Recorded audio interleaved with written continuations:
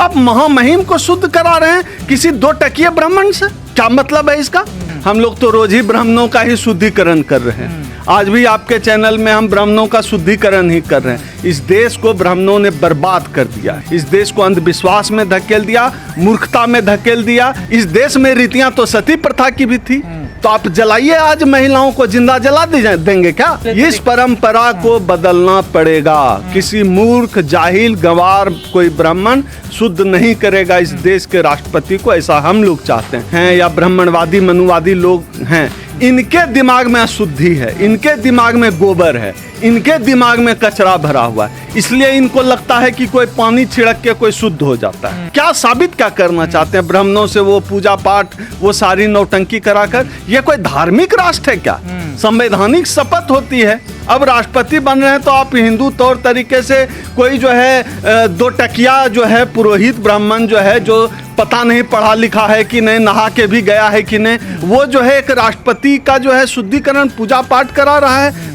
क्या है ये? चल क्या रहा है देश में? ये केवल गाय गोबर की राजनीति ही नहीं करते, गाय के मूत्र की राजनीति ही नहीं करते, इनके दिमाग में भी गोबर भरा हुआ है।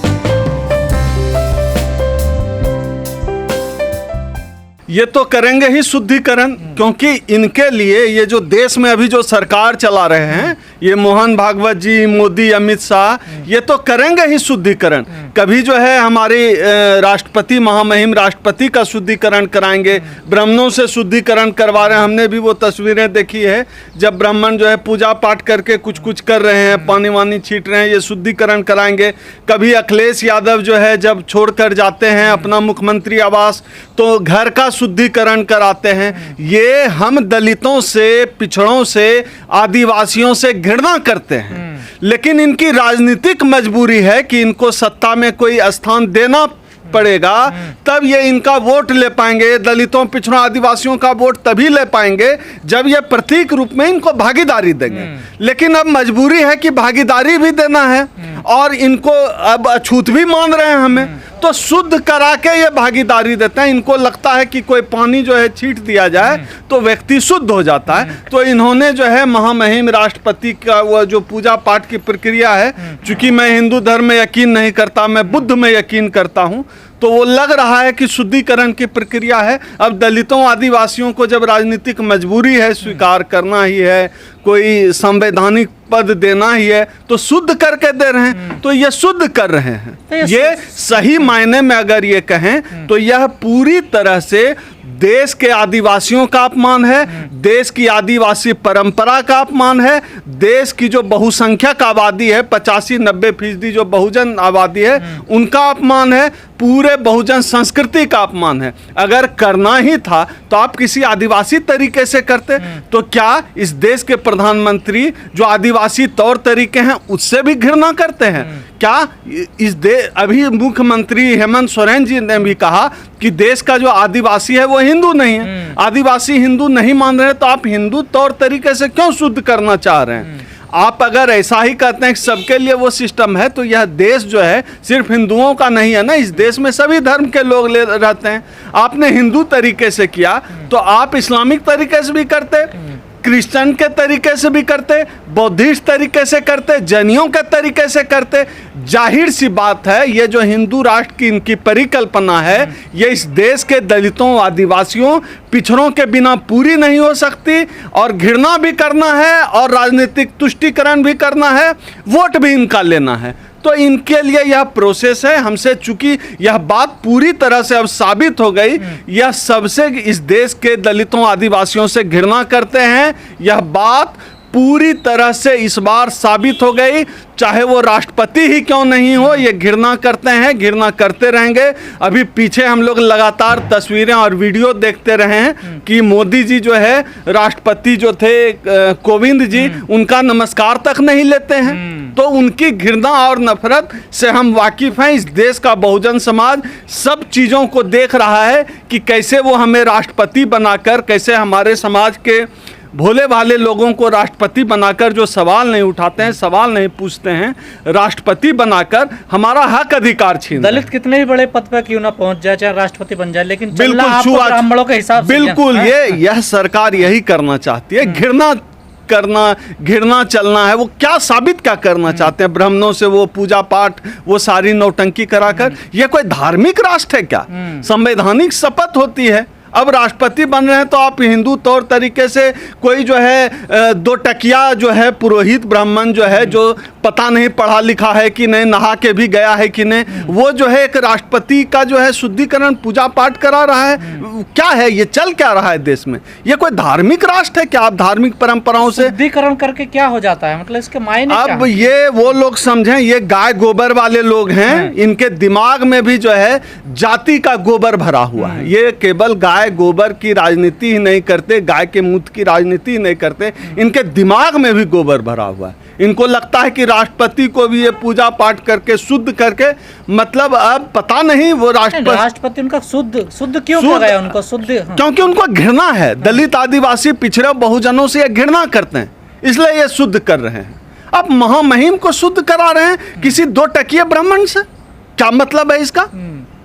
अगर आपको कहा जाए कि आपका शुद्धिकरण किया जाए और आपका, फिर तो आप करवाएंगे अपना शुद्धिकरण? देखिए, ब्राह्मणों का शुद्धिकरण करने का ठेका तो हम अंबेडकर को मानने वालों ने ले ही रखा है। हम लोग तो रोज ही ब्राह्मणों का ही शुद्धिकरण कर रहे हैं।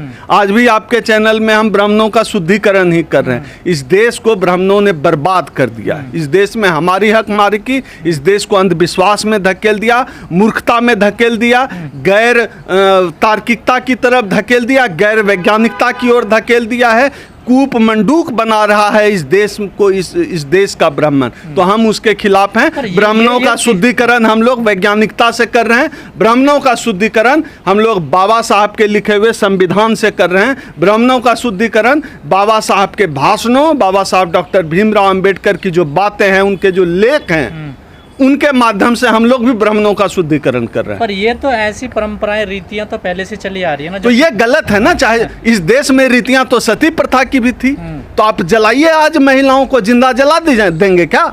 सती प्रथा भी तो था, बाल विवाह भी तो था। समय और परिस्थिति के अनुसार आपको बदलना पड़ेगा। उन्होंने भी 101 ब्राह्मणों के पैर धुले थे। इस परंपरा को बदलना पड़ेगा। किसी मूर्ख, जाहिल, गंवार कोई ब्राह्मण शुद्ध नहीं करेगा इस देश के राष्ट्रपति को, ऐसा हम लोग चाहते हैं। संविधान की शपथ ले, संविधान सर्वश्रेष्ठ। शुद्धिकरण क्यों करते? गंदे होते हैं क्या लोग? SC ST OBC? नहीं, असल में ये जो ब्राह्मण हैं या ब्राह्मणवादी मनुवादी लोग हैं, इनके दिमाग में अशुद्धि है, इनके दिमाग में गोबर है, इनके दिमाग में कचरा भरा हुआ है, इसलिए इनको लगता है कि कोई पानी छिड़क के कोई शुद्ध हो जाता है। तो असल जो शुद्धि की जरूरत है, इन मनुवादियों के दिमाग को शुद्ध करने की जरूरत है। इनका दिमाग अशुद्ध हो गया है क्योंकि ये हमसे नफरत करते हैं। इसके अंदर जो नफरत की गंदगी है, उसको साफ करने की जरूरत है। आपको नहीं लगता पूरे दलित समाज का अपमान हुआ है ये? बिल्कुल, यह पूरे देश के बहुजन समाज का अपमान है, बहुजन संस्कृति का अपमान है। हमारी जो पूरी संस्कृति है, बुद्ध परंपरा है,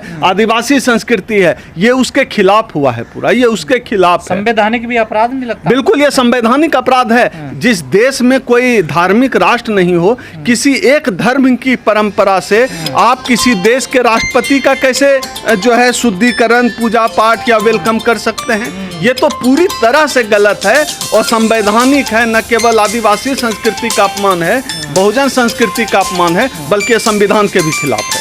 तो क्या इन रीति रिवाजों को हटाने के लिए क्या करना पड़ेगा? इन रीति रिवाजों को हटाने के लिए हम लोग लगातार ब्राह्मण शुद्धि आंदोलन चला रहे हैं। हम लोग ही अब ब्राह्मण को शुद्ध कर रहे हैं, उनको बता रहे हैं कि संविधान सर्वश्रेष्ठ है, उनको बता रहे हैं कि इस देश का कानून सर्वश्रेष्ठ है, उनको बता रहे हैं कि तुमको अब मनुस्मृति के हिसाब से यह देश नहीं चलेगा। उनको हम शुद्ध कर रहे हैं, उनको संविधान का पाठ पढ़ाया जा रहा है। संविधान का पाठ पढ़कर ही जो मनुस्मृति की गंदगी है इनके दिमाग में, वो गंदगी निकल। लेकिन द्रौपदी मुर्मू ने तो विरोध नहीं किया ना इस चीज का।